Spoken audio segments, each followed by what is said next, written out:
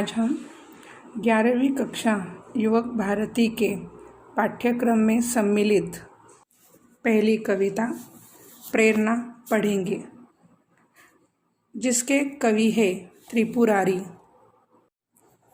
कविता पढ़ने से पहले हम कवि का परिचय देखते हैं। कवि परिचय। त्रिपुरारी जी का जन्म 5 दिसंबर 1928 को समस्तीपुर, बिहार में हुआ।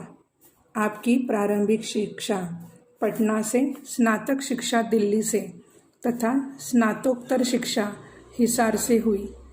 दिल्ली विश्वविद्यालय में अध्यापन कार्य करने के पश्चात वर्तमान में आप फिल्म, दूरदर्शन के लिए लेखन कार्य कर रहे हैं। त्रिवेणी के रचयिता के रूप में आपकी पहचान है। कल्पना की भावभूमि पर यथार्थ के बीज बोते हुए उम्मीदों की फसल तैयार करना आपकी रचनाओं का उद्देश्य है। प्रमुख कृतियाँ: नींद की नदी कविता संग्रह, नॉर्थ कैंपस कहानी संग्रह, सांस के सिक्के त्रिवेणी संग्रह आदि। काव्य प्रकार: त्रिवेणी एक नए काव्य प्रकार के रूप में साहित्य क्षेत्र में तेजी से अपना स्थान बना रही है। त्रिवेणी 3 पंक्तियों का मुक्त छंद है। मात्र इन 3 पंक्तियों में कल्पना तथा यथार्थ की अभिव्यक्ति होती है। इसकी पहली और दूसरी पंक्ति में भाव और विचार स्पष्ट रूप से झलकते हैं और तीसरी पंक्ति पहली 2 पंक्तियों में छिपे भाव को नए आयाम के साथ अभिव्यक्त करती है। सामायिक स्थितियों, रिश्तों तथा जीवन के प्रति सकारात्मकता त्रिवेणी के प्रमुख विषय हैं। काव्य परिचय। प्रस्तुत त्रिवेणियों में कवि ने मनुष्य के जीवन में माँ के ममत्व और पिता की गरिमा को व्यक्त करने के साथ ही जिंदगी की आपाधापी में जुटे माता पिता से बच्चों को स्नेह भी टुकड़ों में मिलता है, इस सच्चाई को भी उजागर किया है। निराशा के बादलों के बीच आशा का संचार करते हुए कवि कहते हैं कि ठोकर खाकर जीने की कला को सीख लेता है, दुनिया में उसी की जय जयकार होती है।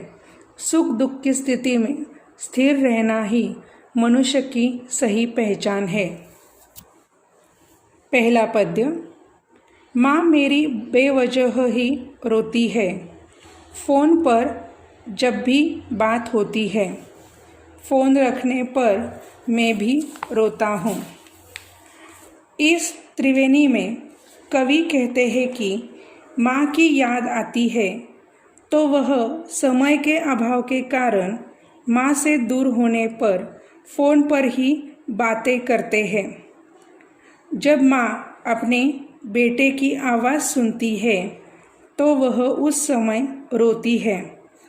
फ़ोन पर की गई बातचीत के बाद फ़ोन रखने पर माँ की याद में कवि के आँखों से भी आंसू आने लगते हैं, क्योंकि उन्हें भी अपने माँ की बहुत याद आती है। दूसरी त्रिवेणी।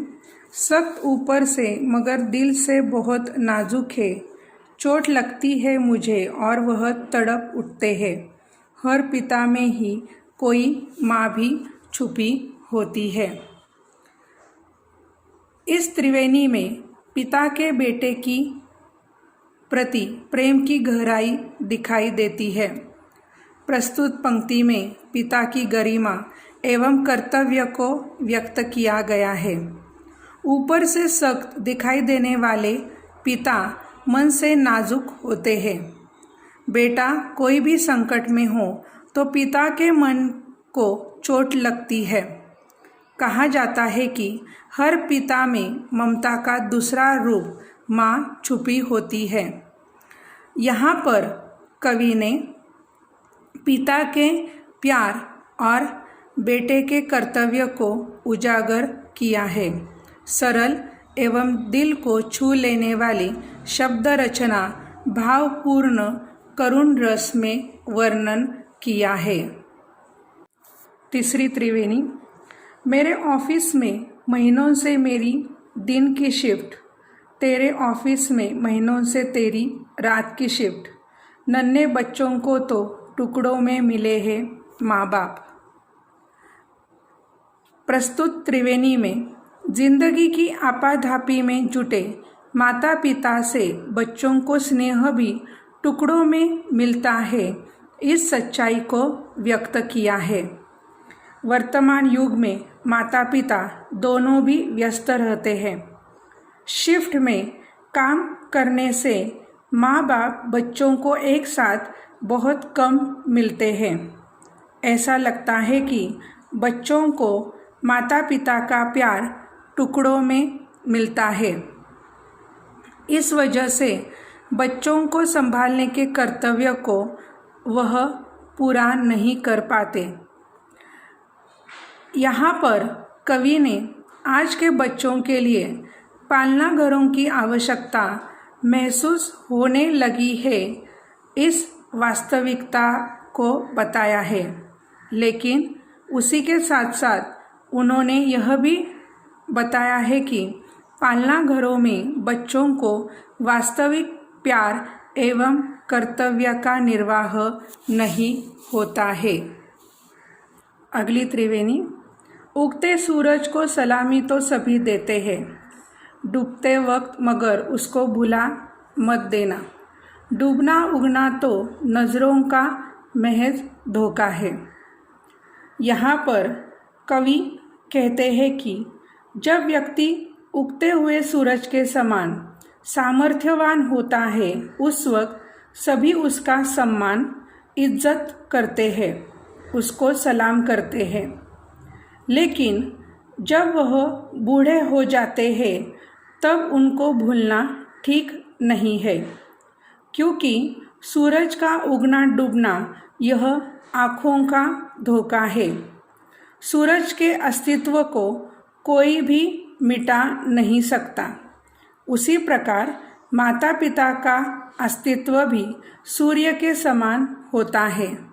इसलिए हमें सदैव उनका सम्मान करना चाहिए।